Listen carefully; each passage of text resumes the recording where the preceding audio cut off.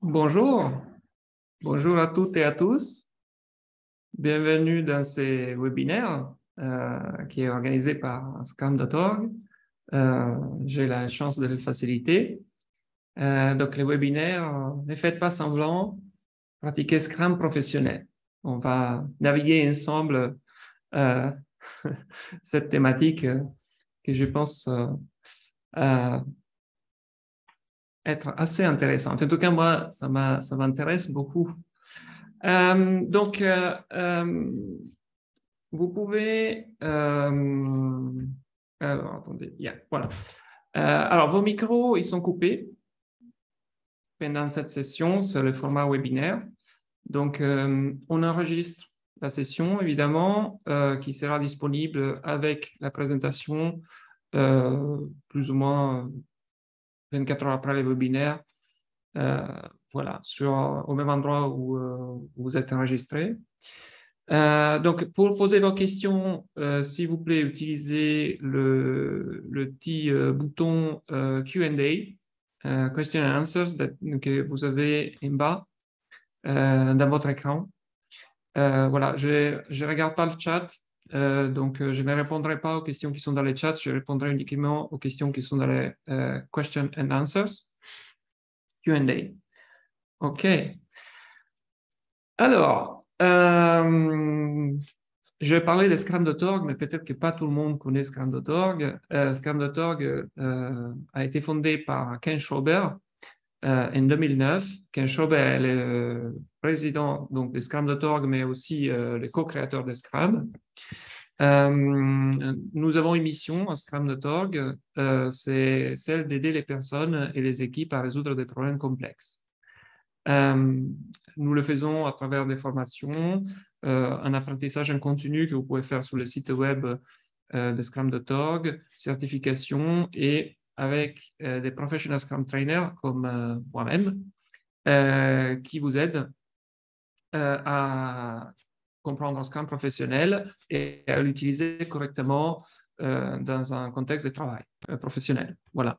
Donc, nous avons une communauté de formateurs. Nous sommes, je pense, environ 350 formateurs certifiés, donc Professional Scrum Trainer dans le monde. Nous avons une approche globale avec des supports de formation qui sont uniques pour chaque cours et qu'ensuite, ils sont délivrés avec le style qui est propre à chaque formateur. Voilà. Donc, on a une approche globale et je dirais une activité qui est plutôt locale dans les différents pays. Donc, moi-même, c'est Fabio Panzavolta. J'ai le privilège et la responsabilité d'être un des 350 formateurs Scrum, Professional Scrum Trainer de Scrum.org. Et je travaille principalement dans la partie francophone d'Europe et en Italie, voilà, où je fais de la formation et je fais aussi du coaching de Scrum en entreprise. Voilà. Alors, je voulais démarrer ce webinaire avec une photo, la photo que vous voyez à l'écran.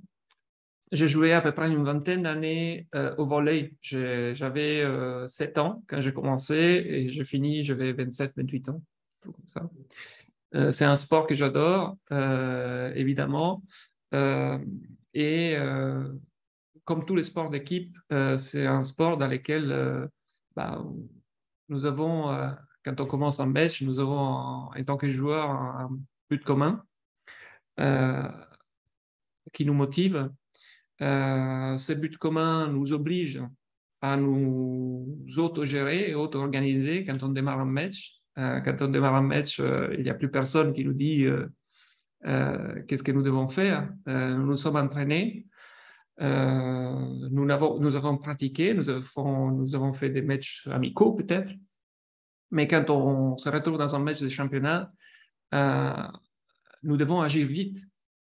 Nous devons agir vite, nous devons agir dans le cadre d'une équipe qui se coordonne. Hein. Donc, imaginez-vous si nous devions attendre les instructions de quelqu'un qui nous dit les mouvements qu'on doit faire ou quand est-ce que c'est le bon moment de toucher la balle. on n'aurait aucune chance de gagner un match, aucune. Donc, ces parallèles, c'est évidemment celui que je fais avec une Scrum Team. Une Scrum Team qui, selon Scrum professionnel, doit être capable de s'autogérer pour atteindre un goal commun et le faire dans le cadre d'un apprentissage de la valeur qu'on souhaite délivrer à un utilisateur. Voilà, donc c'est l'essence pure de Scrum et on va naviguer un peu cette question par la suite. Donc, un petit peu de contexte pour commencer. Vous savez, ou peut-être pas d'ailleurs, Scrum a désormais 27 ans.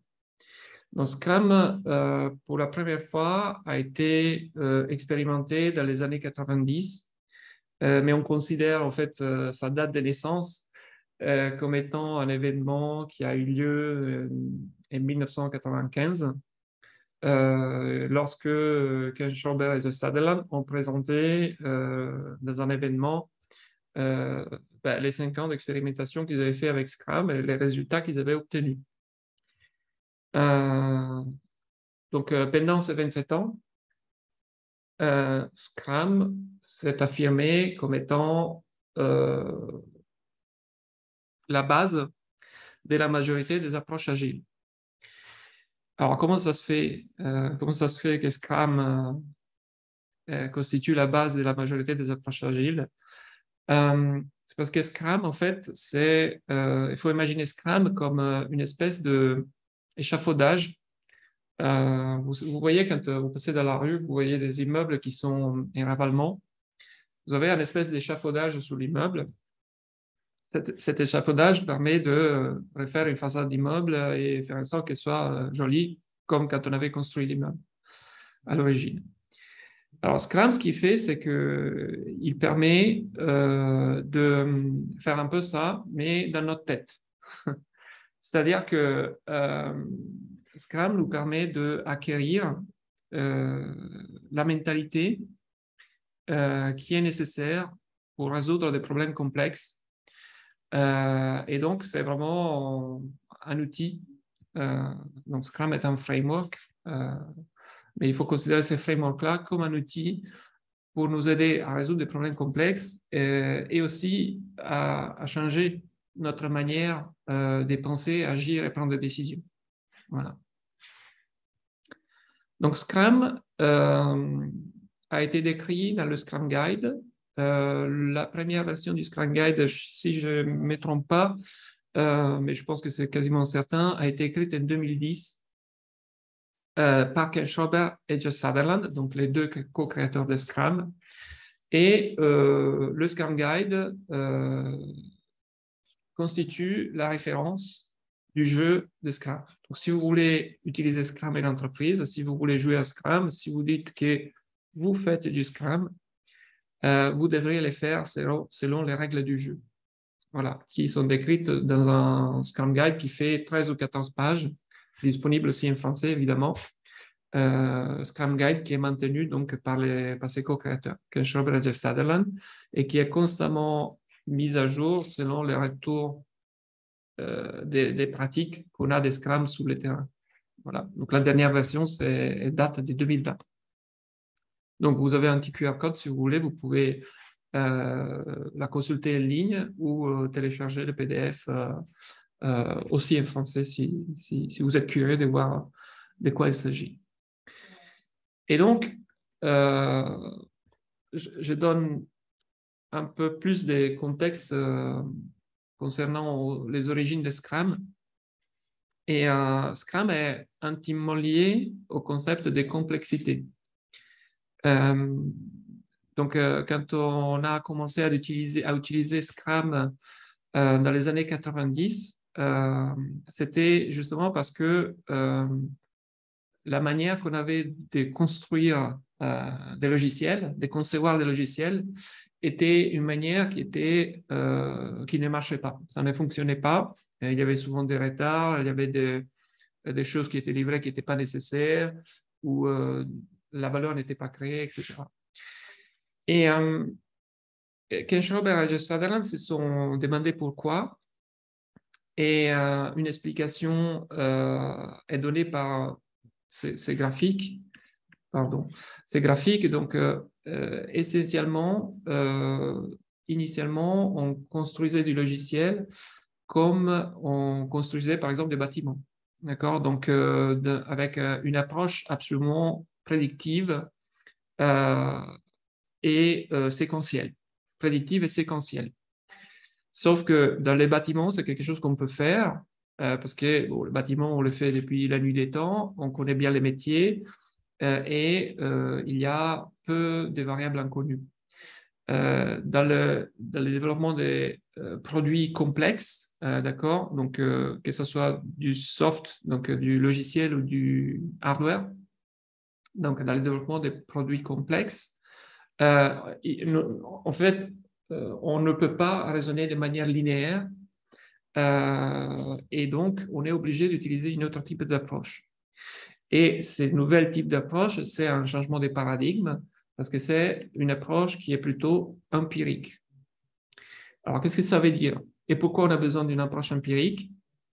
Vous le voyez sous la partie comment dire, de droite de la diapo.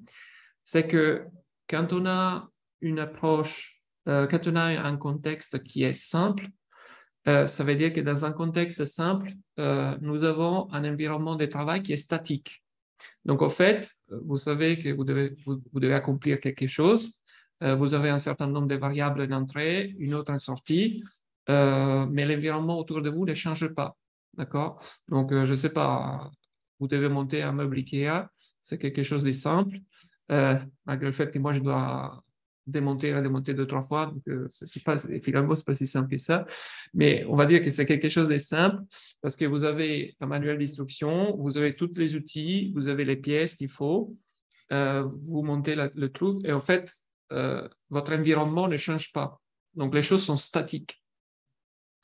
Dans un environnement qui est compliqué ou même complexe, en fait, vous évoluez dans un environnement qui a une évolution perpétuelle. D'accord? Donc, pensez à votre cas et l'entreprise. Je suis prêt à parier que quand vous démarrez un projet, je ne pense pas que pendant un an, il n'y ait rien qui change. Hein? Au contraire, il y a beaucoup de choses qui changent. Voilà.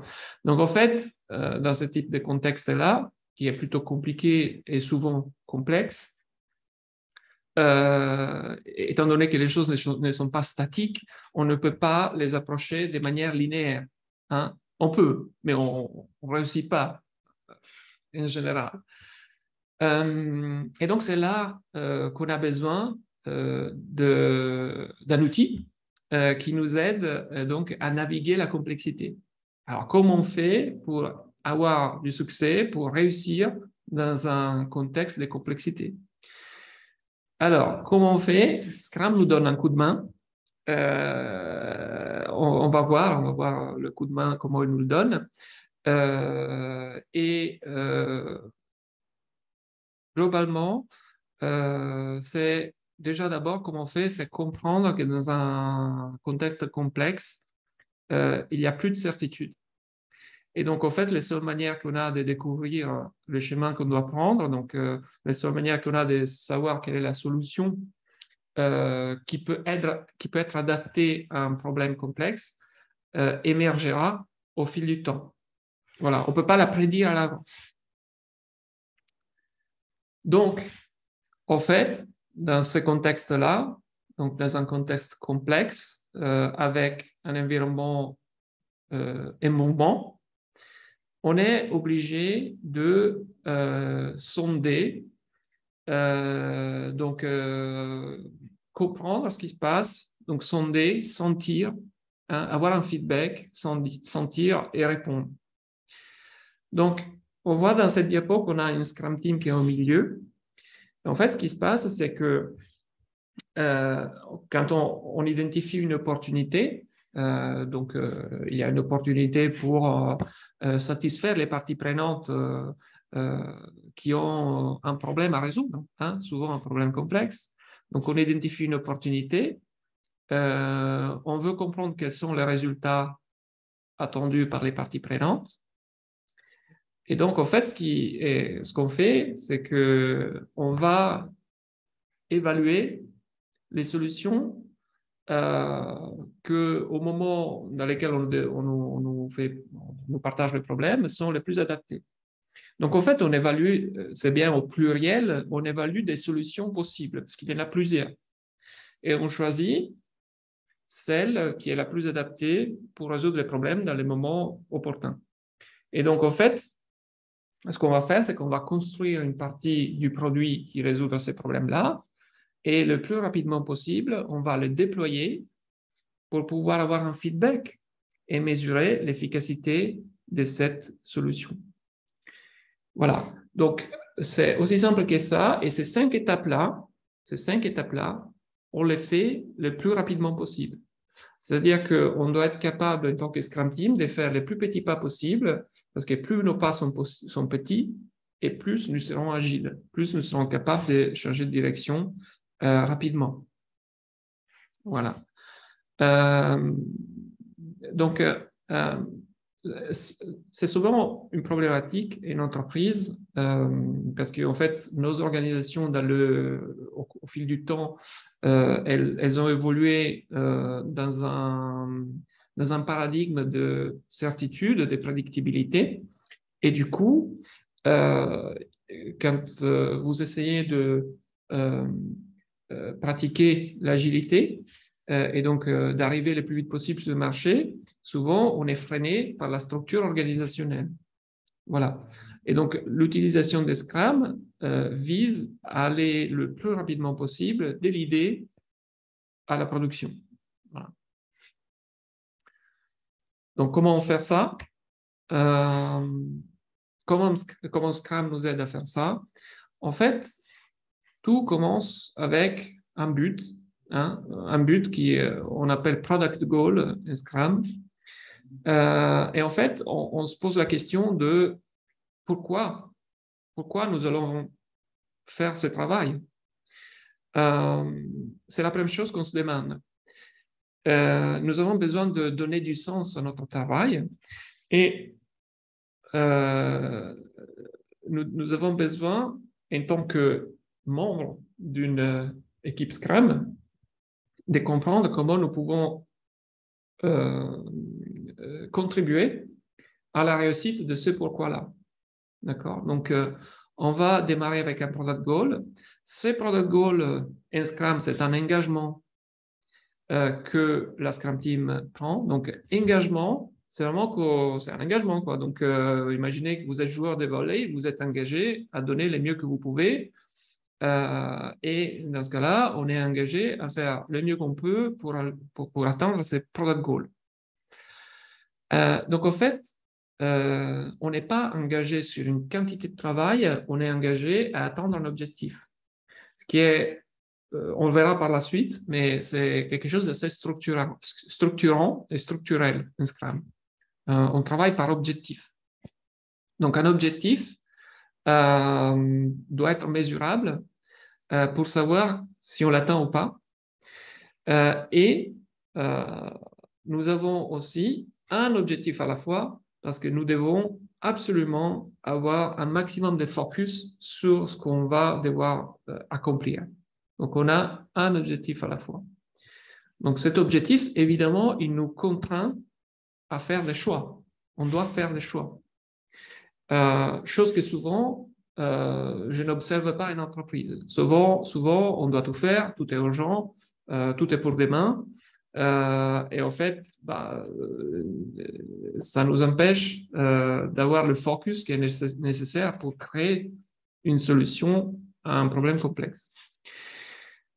Donc, un product goal assure aussi la transparence parce que à chaque fois qu'on doit planifier du travail, à chaque fois qu'on doit montrer ce qu'on a fait, on le fait et montrant les product goals et montrant que tout ce qu'on a fait est cohérent et aligné avec les buts qu'on s'est donnés. Voilà. on se pose la question concrètement tout le temps, comment ce qu'on a fait nous a aidé à progresser vers notre product goal. Voilà. Donc, c'est vraiment quelque chose qui aide l'équipe à se focaliser et en fait à faire une chose qui souvent nous manque, mais c'est à commencer à terminer les choses, à réaliser des choses et arrêter d'en commencer plein. Voilà. Donc, tout ce qu'on commence, en théorie, on essaie de le finir le plus rapidement possible. Donc, on a ici une petite photo du cadre Scrum. Donc, c'est une image, c'est une manière de le dessiner. Et donc, on a dit que tout commence, Scrum commence avec un product goal et un product backlog que vous voyez sur la gauche de l'image. Et en fait, notre product backlog, c'est notre vecteur de transparence. Donc, le product backlog, en fait, contient le product goal, qui est un engagement, mais il contient aussi toute une liste de choses qui sont nécessaires, qui sont à faire pour atteindre ce product goal-là. Voilà, ce sont des fonctionnalités. Vous pouvez imaginer, en fait, le product goal répond à la question pourquoi je vais faire, pourquoi je suis contributeur de cet effort, pour quelle raison. Et le product goal contient le quoi, en fait. Donc, dans les product backlogs, dans les product backlogs, on a le pourquoi et le quoi. Hein. Donc, le contenu du product backlog est constitué de product backlog items, donc des éléments du product backlog qui répondent à la question quoi faire. Donc, ensuite, en fait, un sprint démarre un Scrum par un événement qui s'appelle Sprint Planning. Et donc, c'est un événement qui nous permet de planifier le travail que nous envisageons possible, réalisable dans les 2 semaines à venir. Hein. Un sprint a une durée maximale d'1 mois. Voilà, dans cet exemple, on se pose la question, qu'est-ce que nous allons pouvoir faire dans les prochaines 2 semaines qui va contribuer à la réalisation du product goal. D'accord. Et ça, c'est toute la Scrum Team ensemble qui discute, qui se fixe un but pour le sprint et le travail est fait. Tout simplement. On démarre le sprint, évidemment. Donc, on termine notre sprint planning. On démarre le sprint. Et puis, chaque jour, nous nous rencontrons, plutôt les développeurs se rencontrent lors de ce qu'on appelle un daily scrum. Ils se rencontrent pendant 15 minutes.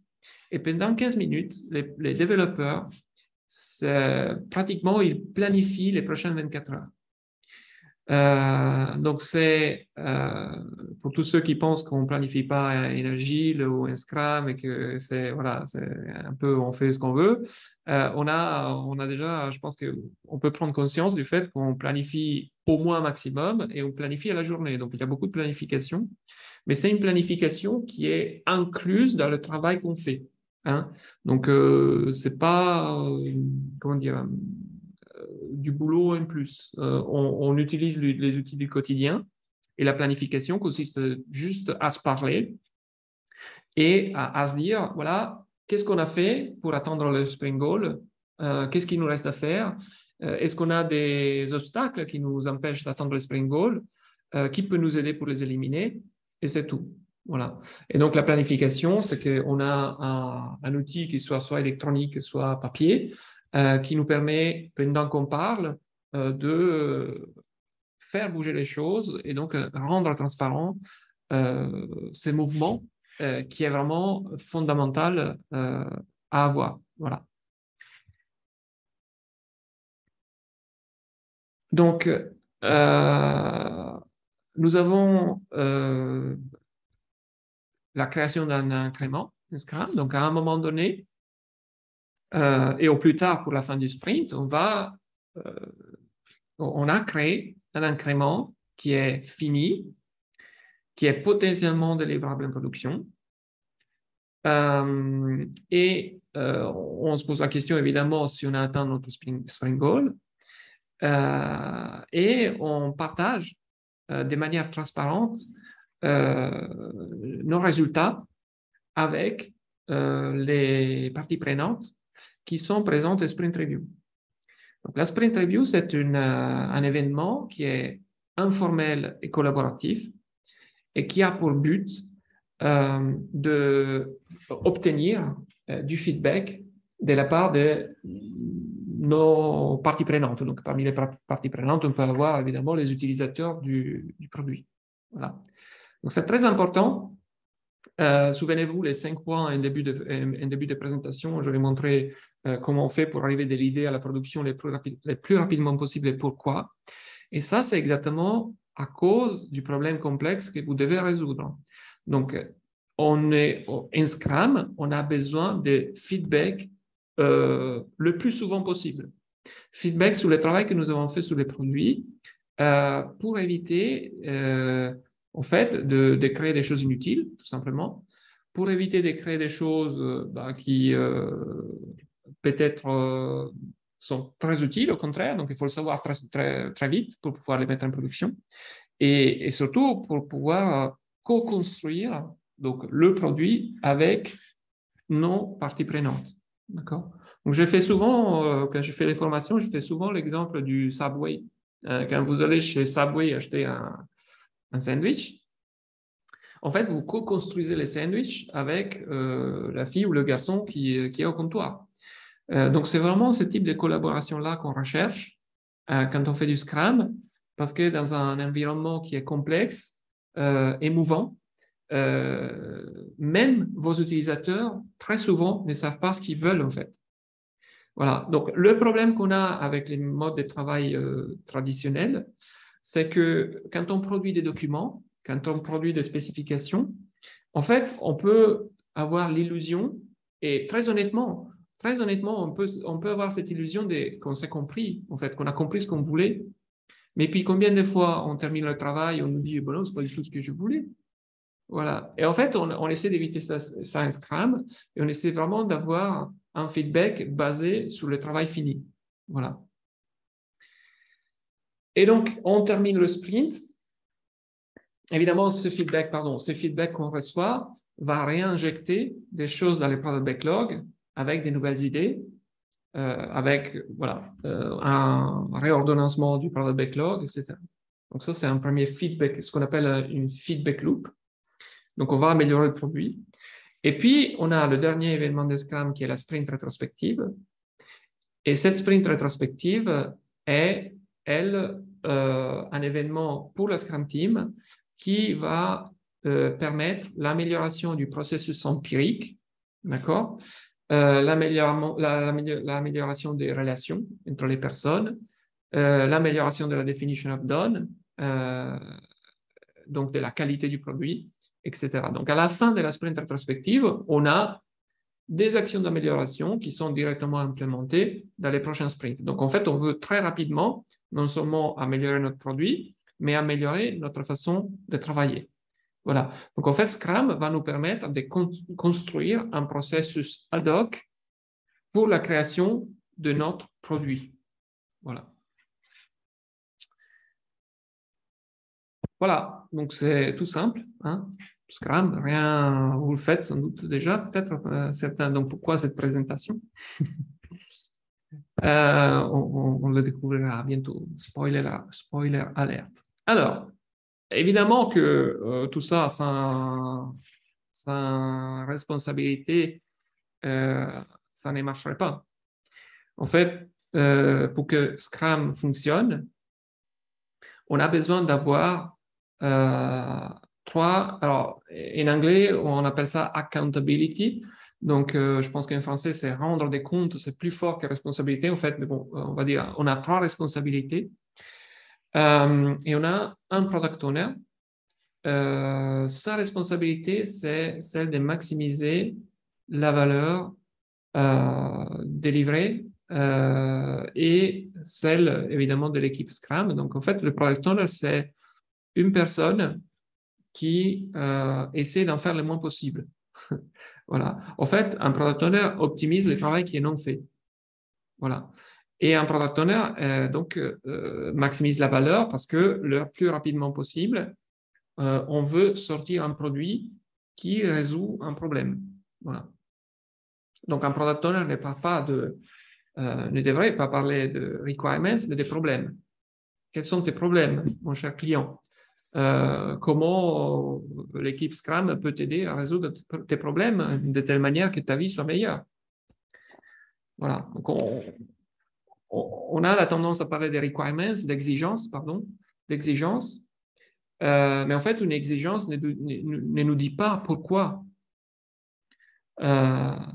Pourquoi cette exigence? Quel problème nous voulons résoudre? Donc, en fait, c'est vraiment se refocaliser sur quel problème on veut résoudre pour nos utilisateurs. Les développeurs, qui sont toutes les personnes qui travaillent à la création de l'incrément de valeur, en fait, travaillent ensemble. Hein. Donc, dans une Scrum Team, on n'a pas de hiérarchie. On est vraiment sur une organisation qui est plate, mais par contre, tout le monde a compris les propres responsabilités. Donc, même parmi les développeurs, on n'a pas de titre, on n'a pas de hiérarchie, on a juste des compétences qui sont utiles à la création de l'incrément. Voilà. Quand on parle des développeurs, on ne parle pas des développeurs logiciels. Hein. Quand on parle des développeurs, on parle, imaginez-vous une startup. Donc, un Scrum Team, c'est comme une startup. Quand on parle de développeurs, c'est vraiment, on peut avoir le marketing, le sales, évidemment le développeur, mais on peut avoir aussi les techniciens en réseau, on peut avoir plein de monde. Voilà. Et puis, on a un Scrum Master qui aide la Scrum Team, l'organisation, à bien comprendre Scrum et à l'utiliser correctement. Donc, en fait, si le Scrum Master arrive à faire ça, on est capable, on devient agile, en fait. On devient agile parce qu'on apprend et on s'organise pour aller le plus rapidement possible de l'idée à la satisfaction du client. Voilà. Donc, c'est tout simple. C'est tout simple, encore une fois. OK. Super. Donc, une Scrum Team, évidemment, c'est une équipe qui a toutes les compétences nécessaires pour pouvoir délivrer un incrément qui soit donné. Si possible, mais ça c'est quelque chose qu'on travaille, peut-être qu'on n'a pas dès le début, mais si possible, on a ce que moi j'appelle la fertilisation croisée, donc plus d'un membre de l'équipe qui a les compétences pour le faire, en fait. Voilà. Donc, voilà. Mais on travaille, les principes, c'est qu'on travaille ensemble dans le même but, hein, qui est celui de créer un incrément qui soit terminé, potentiellement délivrable en production pour au plus tard la fin de chaque sprint. Cependant, mais avant de passer au cependant, je vais regarder, parce que j'ai vu qu'il y a quelques questions. Alors, comment aborder les apports de Coplin? Alors là, donc Garance a posé une question. Je suis désolé, je ne comprends pas. Je ne sais pas qui c'est Coplin. Peut-être, je suis en train d'apprendre quelque chose, sans doute. Alors, sachez juste une chose, toutes les questions qui sont là, peut-être que je ne répondrai pas à toutes au cours de cette session-là. Mais si jamais je ne réponds pas, je vais quand même recevoir les questions et faire en sorte qu'elles soient publiées. Donc, si vous voulez me suivre sur LinkedIn, vous pouvez. J'essaierai vraiment de répondre à toutes vos questions. OK, donc je vais prendre celle... parce qu'en fait, je ne sais pas qu'est-ce que c'est les apports des copains, donc je ne peux pas vraiment répondre à cette question, Garance. Donc, si tu veux rajouter des détails, je suis prenant. Et ensuite, on a un anonymous attendee, donc une personne anonyme qui a demandé comment gérer des multiples projets indépendants, dates de livraison différentes, avec une méthodologie Scrum. Alors, ça, c'est une autre question. Alors, en fait, ça manque un peu de contexte aussi, parce que ça dépend si c'est les mêmes personnes. Mais bon, si on a multiples projets indépendants, avec des dates de livraison différentes, tout simplement, ce qu'on doit utiliser, c'est les principes des focus. Donc, évidemment, si c'est possible, faire une chose à la fois, ma foi. Et si ce n'est pas possible, vous devez trouver avec votre équipe un moyen pour pouvoir avoir un maximum de focus quand vous travaillez sur un projet donné. Voilà. Donc, dans mon expérience, ce que j'ai essayé dans la pratique avec plusieurs de mes clients, c'est que vous pouvez vous dire, par exemple, que vous avez les projets 1, vous faites les sprints 1, complètement 100% focusé sur le projet 1, et puis vous terminez ce sprint-là et vous démarrez les sprints 1 du projet 2. Vous arrivez jusqu'à la fin du projet 2, du sprint 1 du projet 2, vous assurez que vous avez évidemment un incrément done, donc ça soit fini, et puis vous faites sprint 2 du projet 1. Donc vous voyez, vous alternez les sprints au fait. Et ça vous donne un moyen d'avoir un focus sur ce que vous faites, et puis surtout aussi des fréquences d'inspection et d'adaptation qui sont régulières et constantes. Voilà. Donc, voilà, celle-là, j'espère, Anony vous attendit, donc je ne sais pas qui c'était, donc j'espère avoir répondu à cette question. Alors, je vais continuer sur la présentation, et puis je prends encore d'autres questions vers la fin. Donc, on a exploré les frameworks Scrum, mais on a un problème. Et le problème, c'est la raison pour laquelle j'ai voulu faire cette présentation. C'est qu'en fait, tout ce qu'on a vu jusqu'à maintenant, si on l'applique de manière mécanique, en fait, ça crée juste des personnes comme des machines, comme des petits robots, en fait. Ça crée des petits robots qui disent, on fait le daily scrum, on fait le sprint planning, sprint review, ce qui est déjà pas bien. Ce qui est déjà bien. C'est super.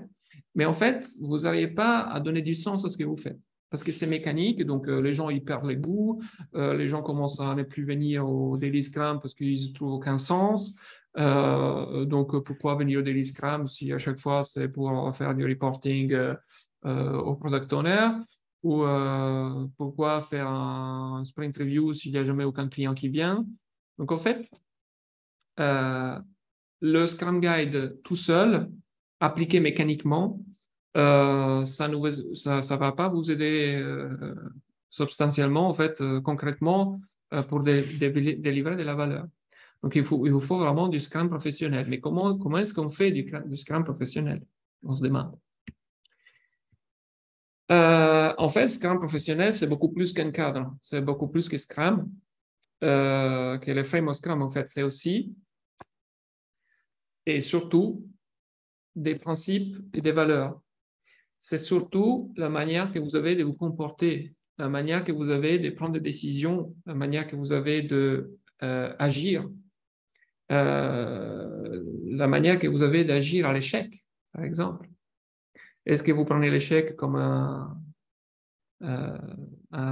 quelque chose qui vous permet d'apprendre, d'avancer? Donc, en fait, les valeurs Scrum, qui sont ceux de focus, engagement, courage, respect, ouverture, c'est des valeurs qui vont vous permettre d'avoir un comportement qui va inspirer la confiance. Donc, un comportement de confiance va vous permettre de appliquer et de devenir, en fait, activer, si vous voulez, le premier des 3 piliers de l'empirisme, qui est la transparence. Donc, confiance, d'abord au sein de la Scrum Team, et ensuite en dehors de la Scrum Team. Elle nous permet de dire ce qui a été fait, ce qui n'a pas été fait et pourquoi. Donc, elle nous permet de dire, d'être transparent, de telle sorte qu'on peut inspecter les résultats que nous avons réalisés et pouvoir l'adapter. Voilà. Donc, une approche empirique, c'est une approche qui dit que toutes les décisions qu'on prend sont basées sur quelque chose de concret, qu'on a réalisé, qu'on a fait par le passé. On ne prévoit pas l'avenir dans l'empirisme. Et en fait, on part du principe tous on apprend une nouvelle manière de faire, on l'applique, c'est dur, c'est pas facile, hein. Scrum est simple à comprendre, mais c'est difficile à mettre en pratique. Mais pourquoi c'est difficile? C'est difficile parce qu'en fait, on a un système d'exploitation dans notre tête depuis qu'on a été à l'école qui est programmé avec un état d'esprit de la révolution industrielle. Donc, nous avons appris à raisonner de manière linéaire pour résoudre des problèmes qui sont simples ou parfois compliqués. On ne nous a pas appris à évoluer dans un contexte de complexité. Et il y a beaucoup de personnes, y compris moi-même, qui n'aiment pas vivre dans l'incertitude. Hein, c'est pas rassurant de vivre dans l'incertitude, c'est pas du tout rassurant. Et donc en fait, c'est peut-être aussi notre caractéristique d'être humain, je ne sais pas. On veut essayer de tout prévoir, tout prévenir pour avoir moins d'angoisse, pour voilà. Voilà. Sauf que c'est impossible dans un monde complexe malheureusement. Donc déjà, ce qu'il faut faire, c'est avoir le courage. Donc c'est un des 5 valeurs d'adhérer et de s'engager à adhérer aux valeurs Scrum pour inspirer confiance. Comprendre que l'échec est tout à fait normal dans un environnement complexe, et c'est ce qui nous permet d'apprendre en fait. Et puis, grâce à ces choses-là, avancer assez bizarrement, mais à un moment donné, on avance plus rapidement que si on était dans les prédictifs, parce qu'en fait, on apprend. Hein, c'est comme un bébé qui apprend à marcher, à un moment donné, il va courir, hein, le bébé. Donc, c'est pareil pour une Scrum Team, en fait. Hein. Au début, la Scrum Team, elle tombe par terre, puis elle se relève, puis elle retombe. Puis il dit, ouais, on a compris comment on marche. Et puis, une fois qu'on a compris comment on marche, punaise, on peut courir. Et après, on commence à courir. Voilà, c'est pareil. Voilà. Donc, pour que ça marche, évidemment, et que ce ne soit pas un Scrum mécanique, on a besoin de quelque chose qu'on appelle l'autogestion. L'autogestion, c'est possible uniquement si vous avez compris quelles sont vos accountabilities, vos responsabilités, si vous avez compris quel est votre objectif, donc si vous avez des objectifs qui sont clairement définis, dans ce cas-là, avec évidemment le respect mutuel, les valeurs, les objectifs, les engagements partagés, on est capable d'avancer tous ensemble vers l'exploration des solutions possibles à un problème complexe. Un esprit de croissance, évidemment, il faut être très humble. Hein. Dans un tel contexte de complexité, il va falloir qu'à chaque fois, vous pensiez que vous ne savez rien. Vous ne savez rien. Vous êtes des bébés. Vous ne savez même pas marcher.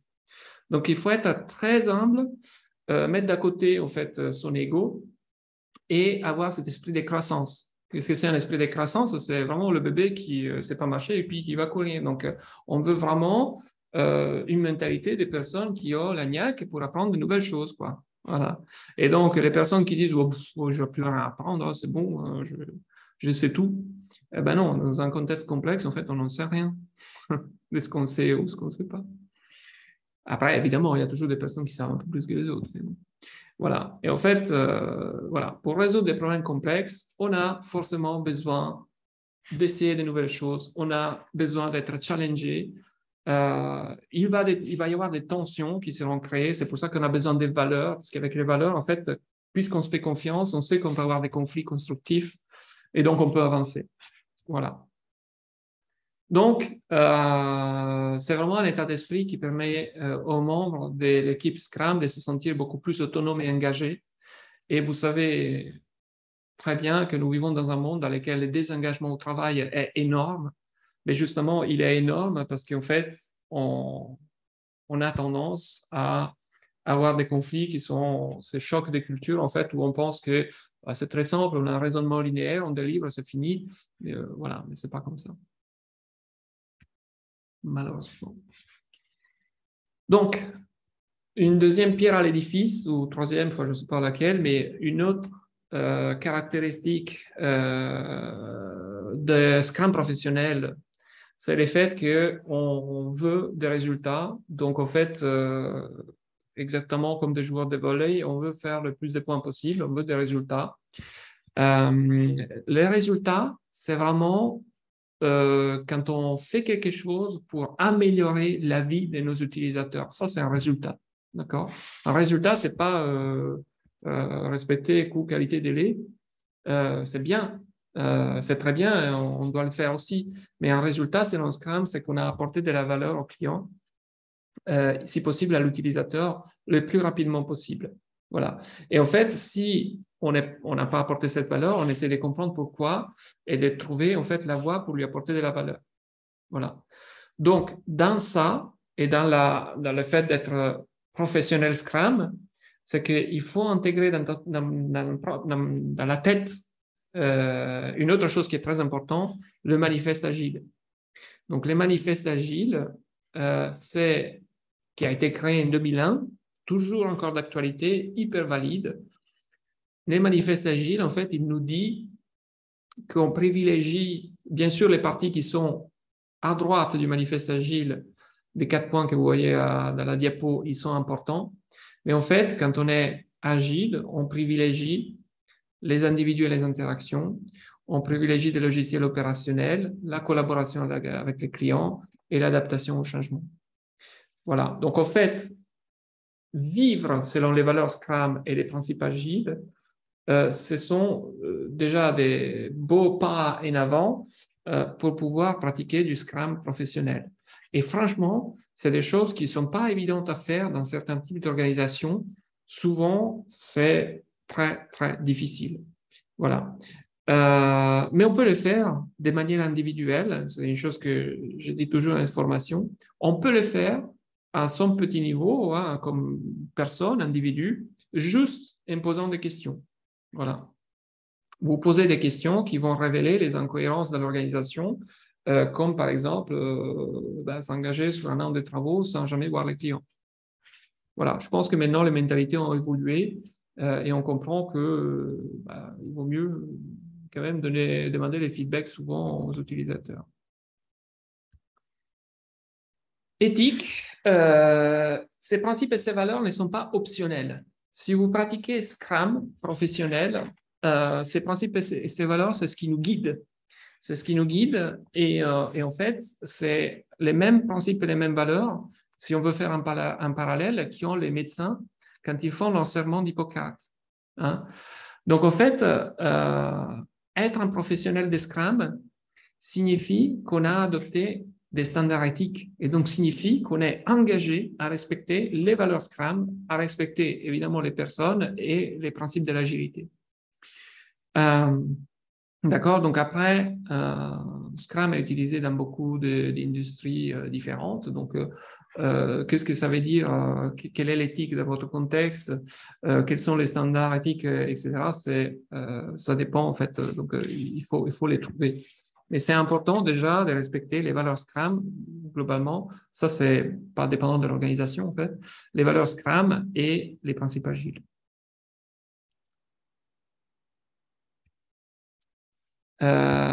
Mesurer la valeur, c'est important aussi. Voilà, donc en fait, c'est pas nécessairement intéressant d'aller vite pour délivrer de la valeur si ensuite, après, on ne mesure pas. Parce qu'en fait, le principe, c'est la différence entre output, donc créer beaucoup de choses, et résultat. Donc, résultat, faire de l'output, en fait, créer beaucoup de quantité de choses, ce n'est pas un indicateur de vos valeurs, en fait. Ça ne veut rien dire. Donc, en fait, une Scrum Team peut utiliser ce qu'on appelle Evidence-Based Management, qui est un framework inventé par Scrum.org pour mesurer l'agilité que vous avez dans le but d'améliorer les résultats et réduire les risques organisationnels, d'équipe, etc., de ne pas délivrer de la valeur. Voilà. Donc, pareil, Evidence-Based Management, c'est un guide qui est disponible aussi en français, que vous pouvez télécharger. Vous pouvez y jeter un œil, mais effectivement, ce sont des métriques de valeur qui vous permettent de piloter votre produit par la valeur et donc comprendre si vous faites du Scrum professionnel ou pas. Donc, je le disais, Scrum professionnel, changement d'état d'esprit. nécessaires pour évoluer dans un domaine complexe et donc avoir des personnes qui sont heureuses, qui sont contentes, qui évoluent, qui ont enfin un système d'exploitation qui est adapté au monde dans lequel on vit. Donc, le Scrum Guide, c'est le point central, évidemment, mais le Scrum Guide tout seul, juste l'appliquer comme ça mécaniquement ne sert à rien, en fait. Hein. Ça peut être à la limite même un peu dangereux. Il faut vraiment avoir intégré tout ce qui est valeur. Il faut vraiment créer un environnement dans lequel on se sent en sécurité psychologique pour pouvoir s'exprimer, pour pouvoir apprendre, pour pouvoir expérimenter et donc se donner plus de chances de réussir. Voilà. Donc, en fait, les idées à la base sont très simples. Appliquer un processus empirique, avoir des équipes qui sont autonomes, autogérées, indépendantes, et pas avoir des personnes qui sont affectées à différentes choses et qui sont traitées comme des machines, en fait. Hein. Voilà. Donc, on veut pas ça. C'est pas ça qui nous aide à créer de la valeur. Dans un contexte de complexité, vous avez vraiment besoin d'être libre pour pouvoir expérimenter, donc utiliser votre savoir, votre expérience et la mettre au service de la réalisation d'un objectif. Voilà.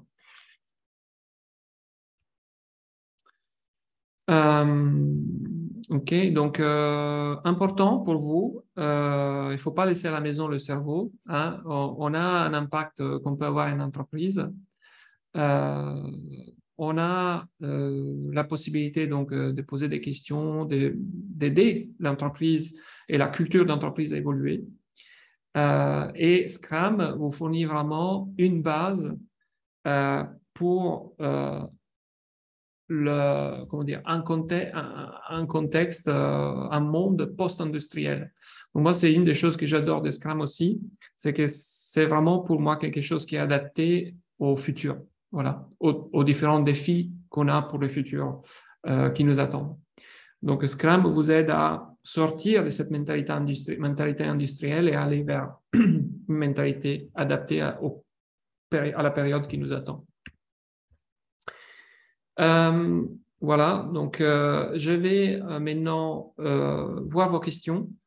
Encore une fois, désolé, je ne répondrai pas à toutes les questions, mais je vais faire une sorte, je les aurai téléchargées et je vais faire une sorte d'une manière ou d'une autre d'y répondre. Voilà. Sauf aux personnes qui ont mis Anonymous Attendee, malheureusement pour les anonymes, je vais avoir du mal. Alors, mais je le fais dans l'ordre, donc on a 7 minutes. Bonjour, je suis obligé. Ah bah, ok. Donc là, une personne qui est partie, c'était fait, voilà, fait. Le product goal peut changer. Non, un product goal, il reste fixe. C'est un but fixe. Donc, un product goal ne change pas. En tout cas, la Scrum Team fait en sorte qu'il ne change jamais. Pour qu'il ne change pas, il faut qu'il soit suffisamment vague pour vous donner une marge de manœuvre concernant le travail qu'il faut faire. Hein. Donc, en principe, un product goal ne change pas. Quand voilà, on sait qu'on a 3 mois de boulot, on a un product goal, il est formulé de manière qu'il ne changera pas. Hein. C'est comme si vous montez sur un bateau, vous dites cap la Corse, eh ben, on ne va pas changer de cap en cours de route. Quoi. Spring Goal et Smart Issues. J'ai des problèmes à définir un Spring Goal. Frédéric, hein, bonjour Frédéric. Donc, Spring Goal et Smart Issues. J'ai des problèmes à définir un Spring Goal, sachant que les user stories ne doivent pas être dépendants d'entre elles. Donc, on fait un peu de chaque feature, un peu sur chaque sprint, sans avoir un Spring Goal. Je trouve ça dommage, mais je ne vois pas de solution. OK.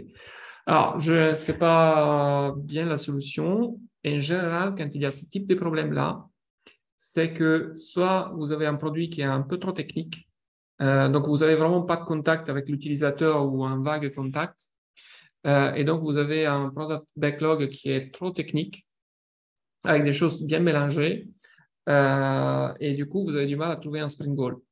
Voilà.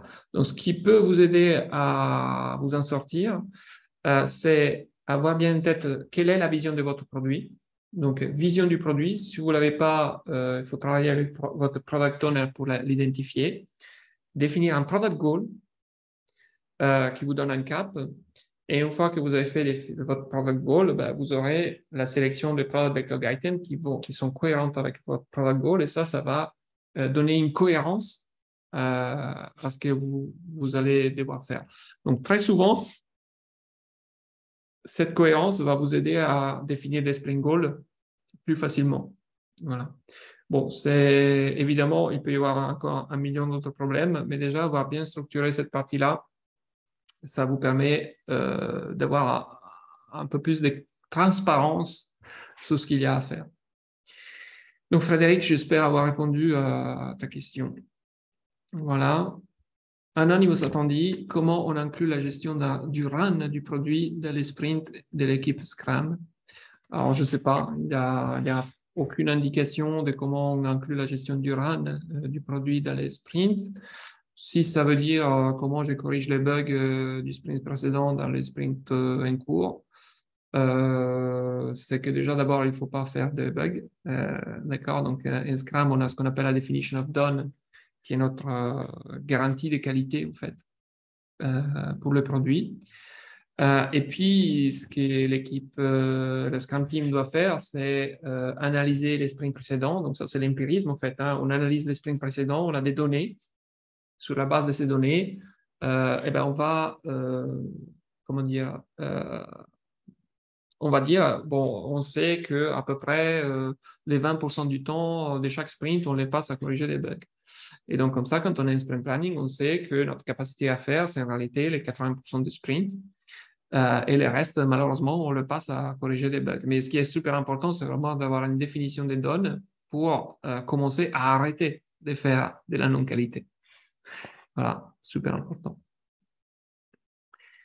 Encore Frédéric, comment Scrum nous permet de planifier à moyen terme? Oula, ça c'est une longue question. Il faut que l'équipe Scrum estime tous les tickets du product backlog. Non, alors, non, en fait, on n'a pas besoin d'estimer tous les product backlog items. Parce qu'en fait, là, sinon, on se retrouve dans cette manière de faire un peu prédictive. Quand se fait cette activité, conseillez-vous le non-estimate? Ah, voilà. Donc, en fait, pourquoi pas les non-estimate? Mais pour faire du non-estimate, il faut vraiment être au taquet avec Scrum, avoir une équipe qui soit bien performante. En général, les non-estimate, c'est, entre guillemets, une des dernières steps des équipes Scrum qui vraiment sont capables de créer des incréments régulièrement. Donc, planifier à moyen terme, c'est être capable d'utiliser les données empiriques des sprints précédents, d'avoir un product backlog qui soit correctement ordonnancé et transparent. Donc, en général, on fait ce travail de product backlog refinement avec la Scrum Team. On est capable de dire à la louche, au fait, les 3 prochains sprints, c'est ça. C'est plus ou moins voilà, ce qu'on va faire répartir un sprint, mais en fait, comme c'est un monde complexe, on laisse la porte ouverte à tout changement d'ordonnancement du product backlog. Donc, on n'estime pas tous les tickets du product backlog, mais on estime ceux des prochains 3-4 sprints, éventuellement, sachant que les estimations peuvent être affinées, donc dans les temps, elles vont évoluer. La capacité de la Scrum Team d'utiliser les données passées, les données en termes de capacité en fait, à créer de l'output, va nous donner une fourchette d'estimation de cas optimistes, cas les plus probables, et cas pessimistes, de quantité de product backlog que nous sommes capables de délivrer à nos utilisateurs. Voilà. Mais encore une fois, quand on fait ça, on n'a aucune idée si on est en train de créer de la valeur ou pas, parce que tant qu'on n'a pas mis un prod et qu'on n'a pas de feedback utilisateur, on ne sait pas si ce qu'on a fait, c'est juste de l'output ou des résultats. Donc, Frédéric, j'espère avoir répondu à ta deuxième question. Et voilà. Donc, il est 59, donc il reste une minute. Je vais terminer. Encore une fois, je rattraperai les questions non répondues en quelque manière. Donc, suivez-moi si vous voulez sur LinkedIn. Suivez évidemment, si vous ne le faites pas déjà, Scrum.org. Il y a plein de blogs, plein de plein de choses qui vont vous permettre d'apprendre les choses relatives à Scrum professionnel. Voilà, merci beaucoup. J'espère avoir satisfait votre curiosité concernant Scrum professionnel. Et je vous dis à une prochaine fois avec grand plaisir. Bonne soirée à tous et merci pour votre temps et pour votre patience.